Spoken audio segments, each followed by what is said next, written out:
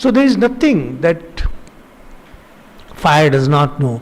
Now if you think of the fire that burns in, say, modern day homes, it's not that, it is sacrificial fire. It's the divine that is behind that fire. It is that divine that is being worshipped.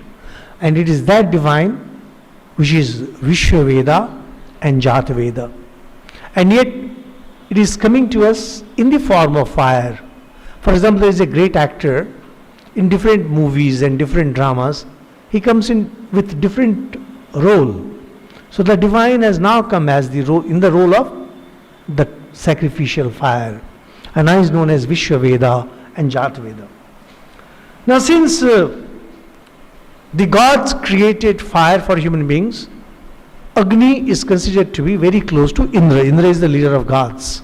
So Indra and Agni, they are very great friends, and we had mentioned earlier that they are known as twin gods. So Indra and Agni is one of those twin gods. Then there is Mitra and Varuna, they are friends.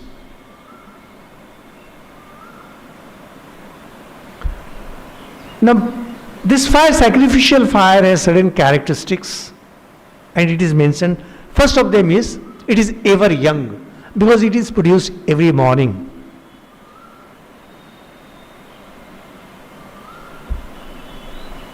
The most famous of these daily sacrifices was known as Agni Hotra.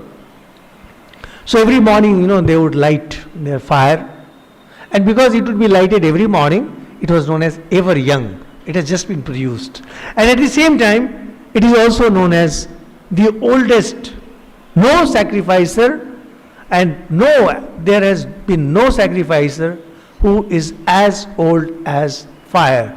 In Purusha Suktam, another hymn of the Vedas, we come across where God sacrificed himself. God sacrificed himself into fire, this divine fire, so that the creation could take place. And creation itself is an act of yajna.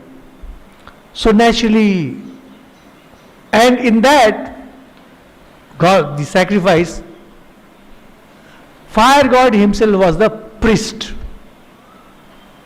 So that's why he is the oldest. He is the oldest sacrificer. So on the one hand he is very young, and on the other hand he is the oldest, because before creation of things took place, fire was there. Fire was there, sacrifices were made, and he himself was the priest.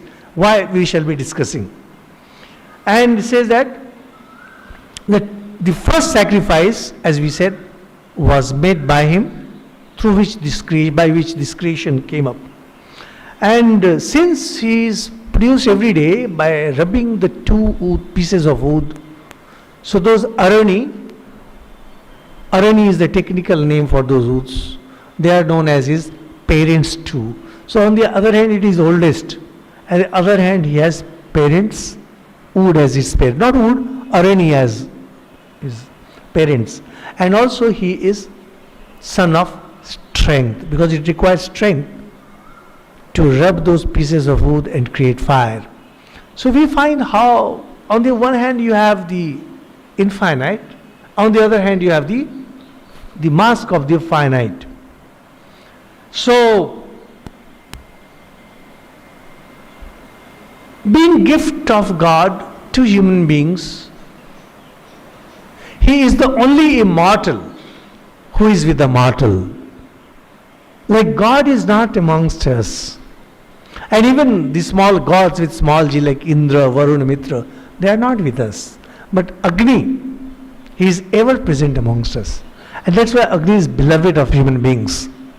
Because on the one hand he is God, and he is also the priest of gods. We shall be mentioning it in a while. Essentially fire is God. He is immortal. Nothing can extinguish fire. He is the first created. And he is the first performer of sacrifices. And he is immortal, and yet he is present with the mortals. So human beings have a tremendous affinity for fire.